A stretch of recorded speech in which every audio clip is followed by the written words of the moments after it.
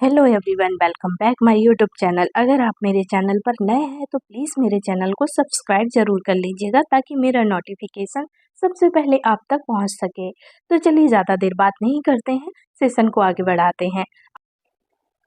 आज का टॉपिक है हमारा communication and maintain interpersonal relations, मतलब संचार और पारस्परिक संबंध बनाए रखना। क्या टॉपिक है आज का हमारा? संचार और पारस्परिक संबंध बनाए रखना। तो क्वेश्चन नंबर 1 आता है हमारा। क्वेश्चन नंबर 1 में पूछा है, what is the main purpose of therapeutic communication in nursing, मतलब नर्सिंग में चिकित्सात्मक संप्रेषण का मुख्य उद्देश्य क्या है। क्या पूछा है? नर्सिंग में चिकित्सात्मक संप्रेषण का मुख्य उद्देश्य क्या है? तो ऑप्शन ए है हमारा टाइम पास, मतलब समय बिताना। ऑप्शन बी है build trust and understanding with patient, मतलब रोगियों के साथ विश्वास और समझ बनाना। ऑप्शन नंबर सी है हमारा शेयर नर्सेस पर्सनल प्रॉब्लम्स, मतलब नर्स की व्यक्तिगत समस्याएं साझा करना। ऑप्शन नंबर डी है स्पीड अप द शिफ्ट, मतलब शिफ्ट को तेज करना। तो क्या आ जाएगा राइट आंसर? देखिए, राइट आंसर आपको जब भी लगाना है ऑप्शन के हिसाब से राइट आंसर लगाना है, ठीक है। तो राइट आंसर क्या हो जाएगा इसका? राइट आंसर हो जाएगा इसका option number B, build trust and understanding with patients, मतलब रोगियों के साथ विश्वास और समझ बनाना। नर्सिंग में चिकित्सात्मक संप्रेषण का मुख्य उद्देश्य क्या है? तो आप क्या लिखेंगे? Build trust and understanding with patient, रोगियों के साथ विश्वास और समझ बनाना, ठीक है। चलिए नेक्स्ट क्वेश्चन पर मूव ऑन करते हैं। क्वेश्चन नंबर आ जाता है हमारा 2। क्वेश्चन नंबर 2 में पूछा है, एक्टिव लिसनिंग इन्वॉल्व्स, मतलब सक्रिय सुनने में शामिल होता है। क्या होता है शामिल? तो ऑप्शन ए है इंटरप्टिंग द स्पीकर, मतलब वक्ता को बीच में रोकना। ऑप्शन नंबर बी है making eye contact and giving feedback, मतलब आंखों से संपर्क बनाना और प्रतिक्रिया देना। ऑप्शन सी है लुकिंग एट द फोन, मतलब फोन देखना। ऑप्शन नंबर डी है थिंकिंग अबाउट अदर टास्क, मतलब अन्य कार्यों के बारे में सोचना। तो राइट आंसर क्या हो जाएगा इसका?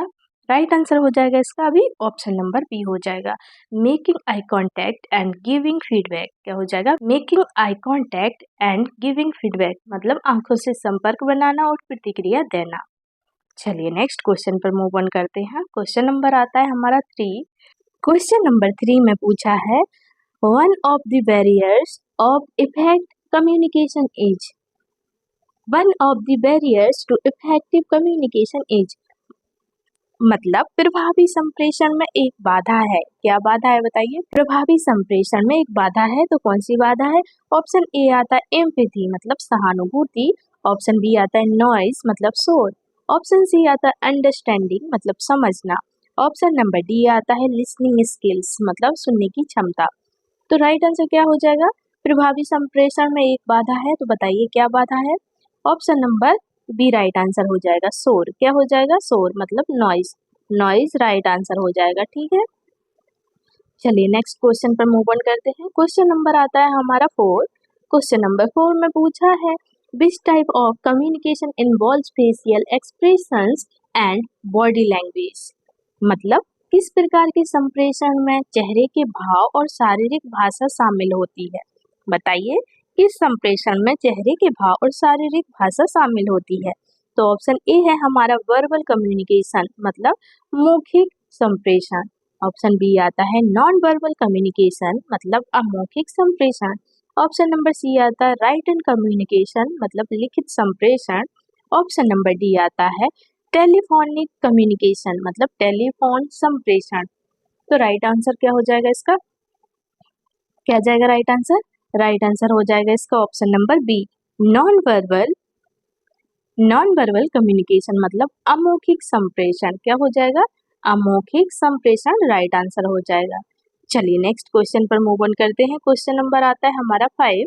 क्वेश्चन नंबर 5 में पूछा है, इन कम्युनिकेशन फीडबैक मीन्स। अब बताइए संप्रेषण में फीडबैक का अर्थ है। क्या अर्थ है बताइए? संप्रेषण और फीडबैक का क्या अर्थ है? तो ऑप्शन देख लेते हैं हम। ऑप्शन ए है हमारा इग्नोरिंग द मैसेज, मतलब संदेश नजरअंदाज करना। ऑप्शन बी है हमारा responding to the message received, मतलब प्राप्त संदेश पर प्रतिक्रिया देना। मतलब प्राप्त संदेश पर प्रतिक्रिया देना। ऑप्शन सी है स्टेंडिंग अनदर मैसेज, मतलब दूसरा संदेश भेजना। ऑप्शन डी है एंडिंग द कन्वर्सेशन, मतलब बातचीत समाप्त करना। तो राइट आंसर क्या हो जाएगा क्वेश्चन नंबर 5 का?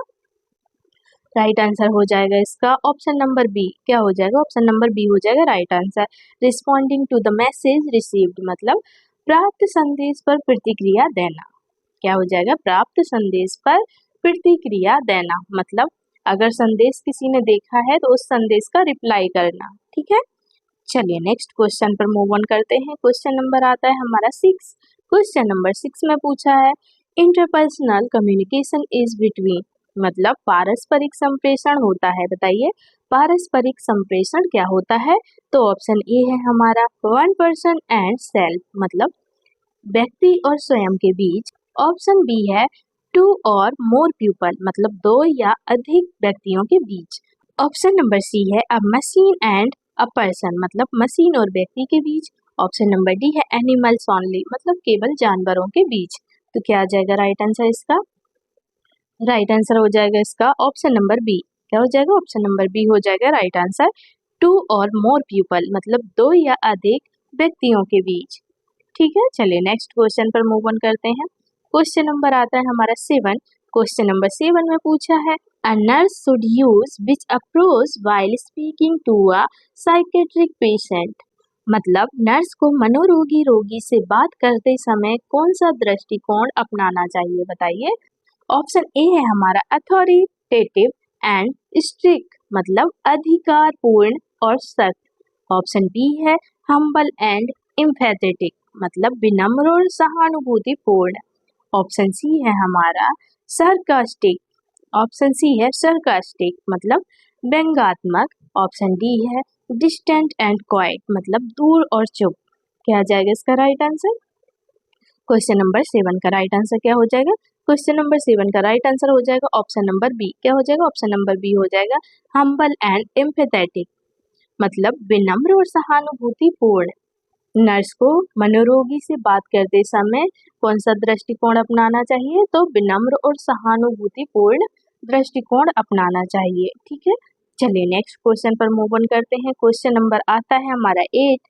क्वेश्चन नंबर 8 में पूछा है eye contact in communication signifies, मतलब संप्रेषण में आंखों का संपर्क दर्शाता है। बताइए संप्रेषण में आंखों का संपर्क क्या दर्शाता है? तो ऑप्शन ए है हमारा डिसरिस्पेक्ट, मतलब अपमान। ऑप्शन नंबर बी आता है अटेंशन एंड ऑनेस्टी, मतलब ध्यान और ईमानदारी। ऑप्शन सी है हमारा डिसइंटरेस्ट, मतलब अरुचि। ऑप्शन डी है अवॉइडेंस, मतलब बचाव। तो क्या हो जाएगा इसका राइट आंसर? क्वेश्चन नंबर 8 का राइट आंसर क्या हो जाएगा? राइट आंसर हो जाएगा इसका option number B attention and honesty, मतलब ध्यान और ईमानदारी। क्या हो जाएगा? ध्यान और ईमानदारी राइट आंसर हो जाएगा। चलिए नेक्स्ट क्वेश्चन पर मूव ऑन करते हैं। क्वेश्चन नंबर आता है हमारा 9। क्वेश्चन नंबर 9 में पूछा है silence in therapeutic communication can be used to, मतलब चिकित्सात्मक संप्रेषण में चुप्पी का उपयोग किया जाता है। बताइए चिकित्सात्मक संप्रेषण में चुप्पी का उपयोग किया जा सकता है। तो ऑप्शन ए है इग्नोर द पेशेंट, मतलब रोगी की उपेक्षा करना। ऑप्शन बी है allow the patient to think and express, मतलब रोगी को सोचने और व्यक्त करने का अवसर देना। ऑप्शन सी है शो एंगर, मतलब गुस्सा दिखाना। ऑप्शन डी है वेस्ट टाइम, मतलब समय बर्बाद करना। तो राइट आंसर क्या हो जाएगा क्वेश्चन नंबर 9 का? जल्दी बताइए राइट आंसर क्या हो जाएगा क्वेश्चन नंबर 9 का?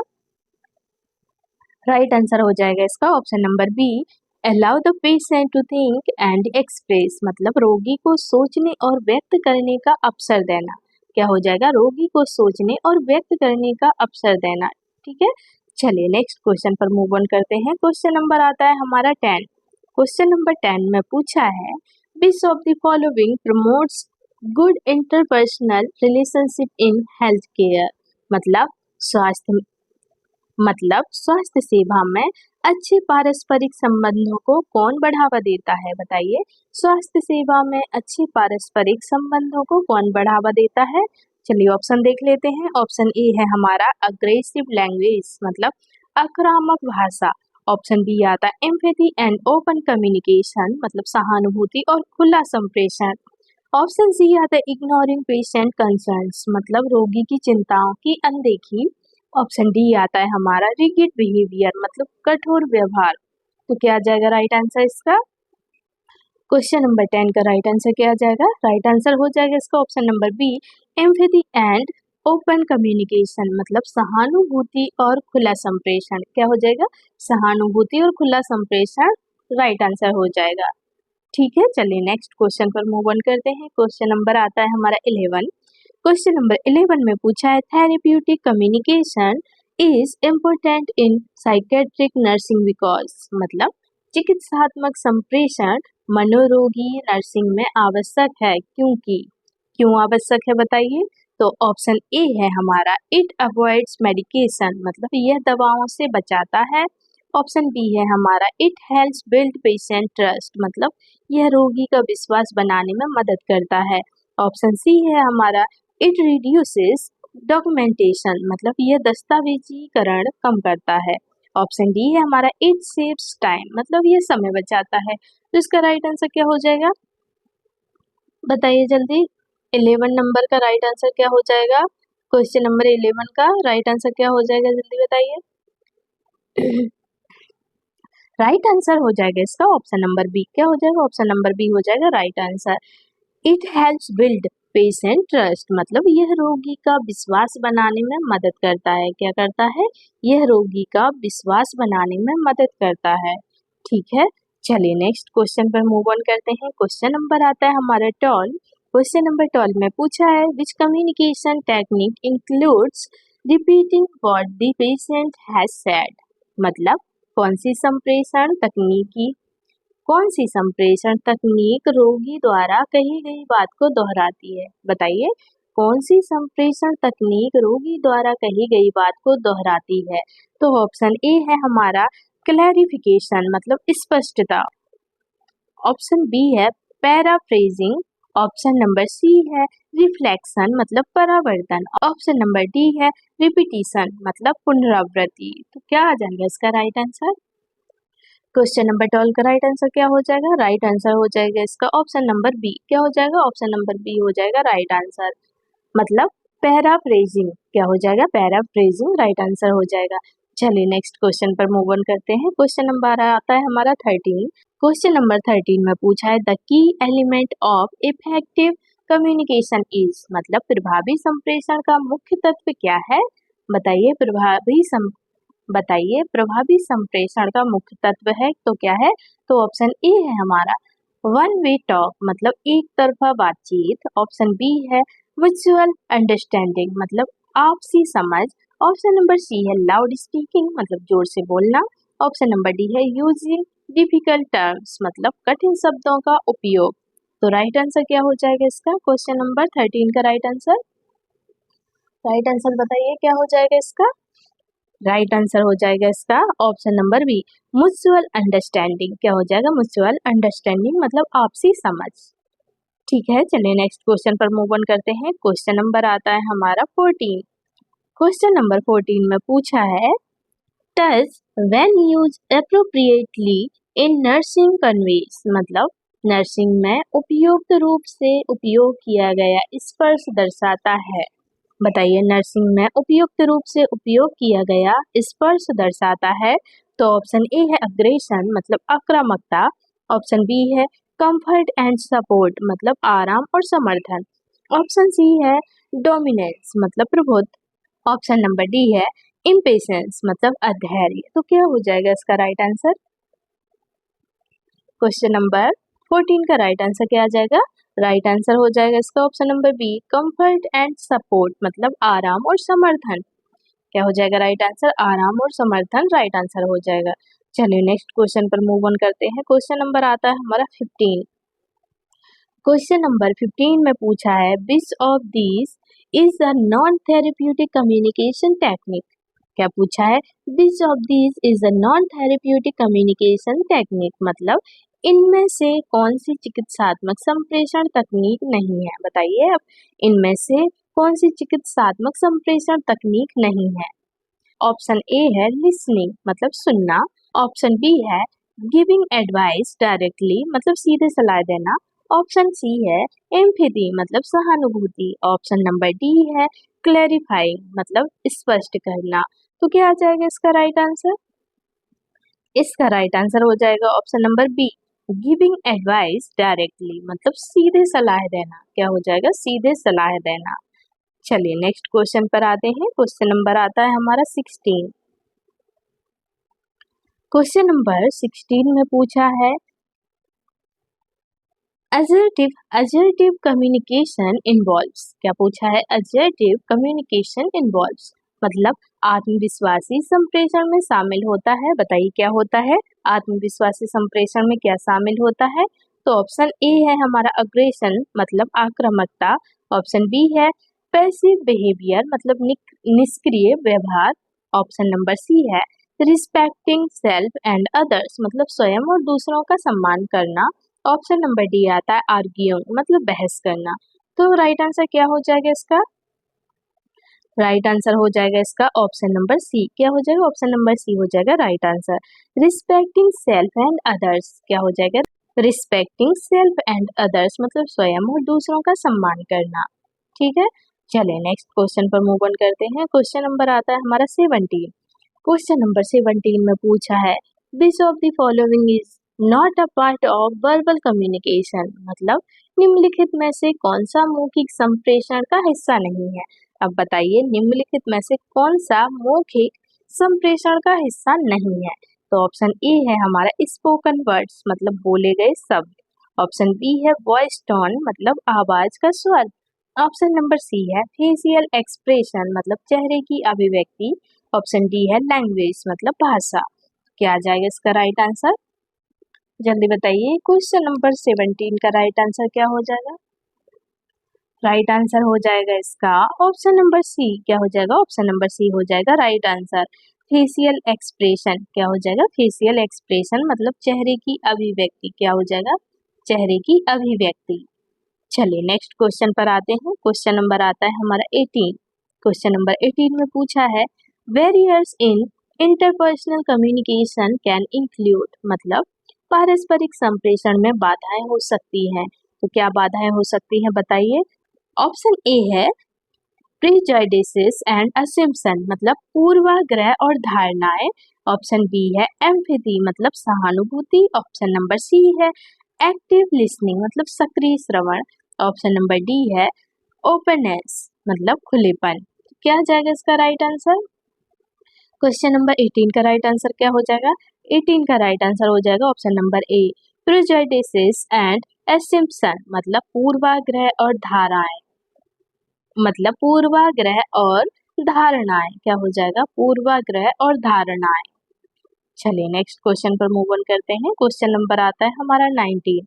क्वेश्चन नंबर 19 में पूछा है effective communication in nursing includes मतलब नर्सिंग में प्रभावी संप्रेषण में शामिल है। बताइए नर्सिंग में प्रभावी संप्रेषण में क्या शामिल है। तो ऑप्शन ए है हमारा using medical jargon with patient मतलब रोगियों से चिकित्सा शब्दों का प्रयोग। रोगियों से चिकित्सा शब्दों का प्रयोग। ऑप्शन बी है स्पीकिंग मोर देन लिसनिंग मतलब अधिक बोलना कम सुनना। ऑप्शन नंबर सी है using simple and clear language मतलब सरल और स्पष्ट भाषा का उपयोग। ऑप्शन नंबर डी है अवॉइडिंग आई कांटेक्ट मतलब आंखों का संपर्क टालना। क्या आ जाएगा राइट आंसर? क्वेश्चन में क्या पूछा है? नर्सिंग में प्रभावी संप्रेषण में शामिल है। तो बताइए क्या शामिल है? बताइए क्वेश्चन नंबर 19 का राइट आंसर क्या हो जाएगा? राइट आंसर हो जाएगा इसका option number C using simple and clear language. क्या हो जाएगा? यूजिंग सिंपल और क्लियर लैंग्वेज मतलब सरल और स्पष्ट भाषा का उपयोग करना। ठीक है, चलिए नेक्स्ट क्वेश्चन पर मूव ऑन करते हैं। क्वेश्चन नंबर आता है हमारा 20। क्वेश्चन नंबर 20 में पूछा है maintaining interpersonal relations in a team requires मतलब टीम में पारस्परिक संबंध बनाए रखने के लिए आवश्यक है। तो क्या आवश्यक है? तो ऑप्शन ए है कंपटीशन मतलब प्रतिस्पर्धा। ऑप्शन बी है ब्लेमिंग अदर्स मतलब दूसरों को दोष देना। ऑप्शन सी है कोलैबोरेशन एंड रिस्पेक्ट मतलब सहयोग और सम्मान। ऑप्शन नंबर डी है इंडिविजुअल डिसीजंस ओनली मतलब केवल व्यक्तिगत निर्णय। केवल व्यक्तिगत निर्णय। तो क्या आ जाएगा इसका राइट आंसर? क्वेश्चन नंबर 20 का राइट आंसर बताइए क्या हो जाएगा? राइट आंसर हो जाएगा इसका option number C, collaboration and respect, मतलब सहयोग और सम्मान करना। क्या हो जाएगा?